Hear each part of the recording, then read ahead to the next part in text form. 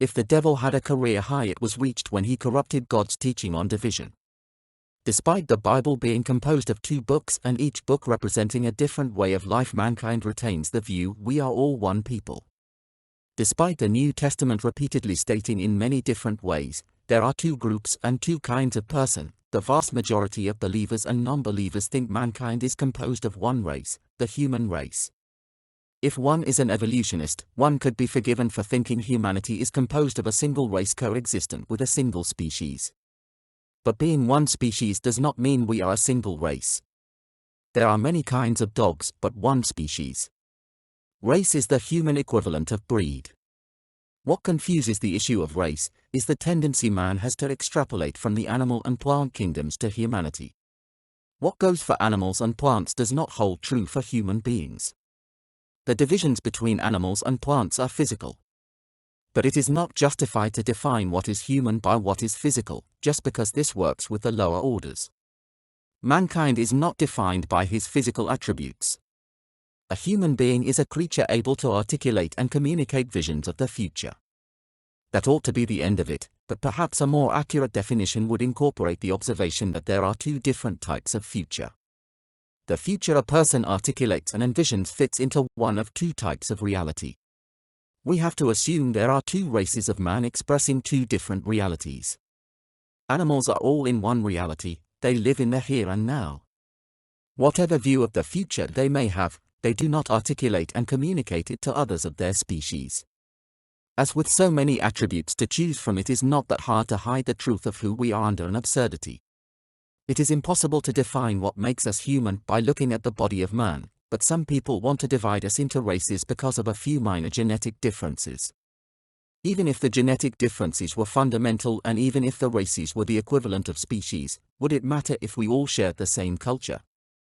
Nobody really worries about skin tones. The arguments about skin hide far more important issues. There is a difference between races, but the difference has nothing to do with genetics or even the physical body of man. What divides us is our understanding of reality and the futures we envision. Especially important so far as the division is concerned, is the fact both groups envision a future in which the other group does not exist. The conventional view is that there is one reality. For those raised up to believe in the Big Bang and evolution, nothing is more certain than that the world is physical and everything we can know is filtered through the 5 senses, a situation referred to as phenomenalism. The only problem is that phenomenology prevents us from validating its hypothesis, i.e., that the world is physical. If everything is filtered through the senses, how can we confirm this in a way that could be falsified? The hypothesis precludes its validation. But if the universe is physical, then metaphysical claims and metaphysical statements are not testable by the method of empiricism. If the propositions of metaphysics cannot be tested, they cannot be validated or falsified.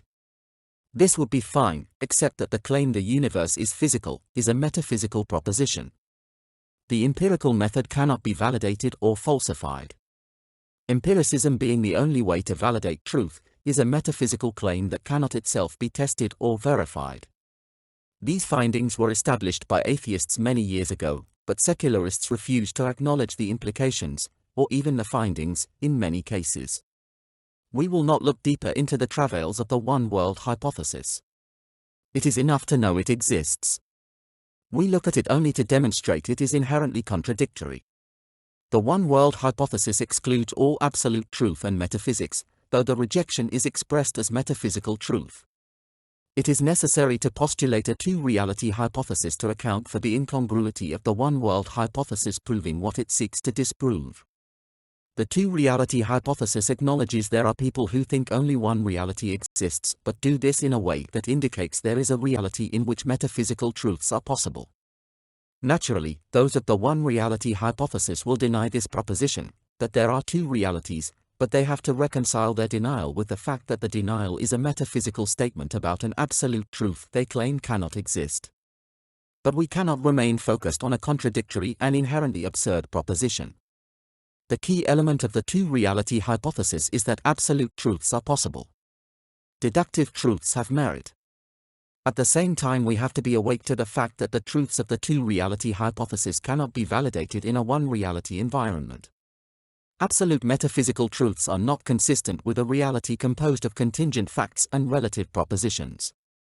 There is an incongruity between the two realities that cannot be reconciled. This incompatibility between the two visions means there is a division that cannot be breached. If one hypothesis is valid, both are valid, and if both hypotheses have validity, there is an absolute division between them. Those who adhere to the one reality hypothesis must claim only one reality can exist and claim this is an absolute and non-contingent truth. This contradicts what they claim. Those who adhere to the two reality hypothesis must reject the one reality hypothesis. Those who adhere to the two reality hypothesis accept the only feasible way to understand the situation is for them to acknowledge people think those who adhere to the two reality hypothesis are insane, but that absolute truths do exist and must exist. There can be two realities or one reality, but there cannot be less than one reality and there cannot be more than two. All realities that are possible are contained in the one reality hypothesis except for the two reality hypothesis. Thus, there is an unbridgeable and irrefutable division between these conceptions of reality. Denying the division only serves to confirm it.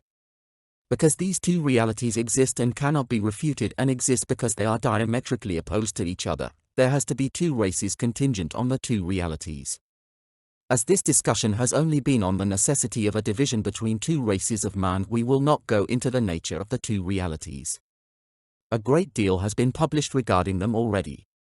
It suffices to demonstrate that there must be two realities and each reality has a race of persons, each race looking at the nature of reality in its own unique and unbridgeable way.